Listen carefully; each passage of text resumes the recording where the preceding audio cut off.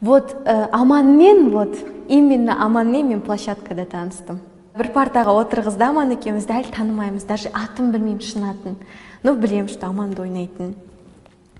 И енді мен роль ойнап отырмын, мен ойлаған ғой, енді өмірде де сондай шығар, үндемейтін шығар. Бір мезгілде біз қысқа юбкадамыз ғой, қысқа юбкада отырмыз, терлейміз, ысыды ғана, бұтым жауыз қалған ғой. И мына қолымда тетрадь қалған ғой, бұтымды ашып жүріп, ой, бір шығып кеттім ғой. Ермек шок қой, балдарға қарайды, сөйтсе азаттармен қандай екенді біледі ғой. Азаттар, брат, это только начало деді ғой. Бірінші сезоннан кейін прямо күшті танысып кеттік, бәріміз бір жанұя болып кеттік десе болады. Бізде әлі бар, сол бірінші сезоннан бері келе жатқан группа WhatsApp'та. Әлі сөйлесеміз почти бәрі. Луизадан басқа.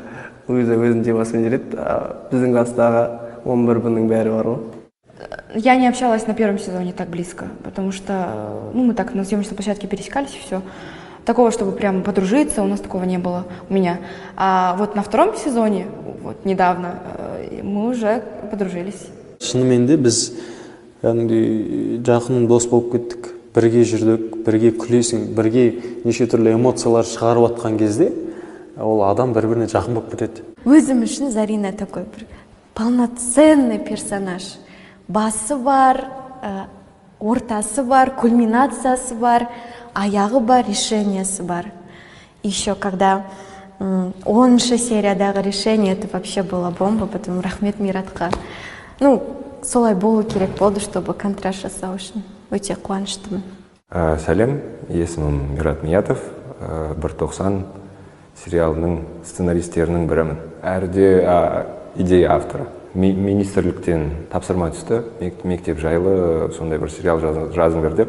Ал мен кішкентайымда «Мятежный дух» деген сериалдың фанаты болдым, үлкен фанаты болдым. Және де сондай бір нәрсені жасағым келген негізі. Сөйтіп сол реті келді-ау деп ойлап, сол кішкене бір историяны ойлап таптық. Сосын Нұржан Еркінұлы деген досым Семен Махов, сол үшеуміз отырып жазып тастадық.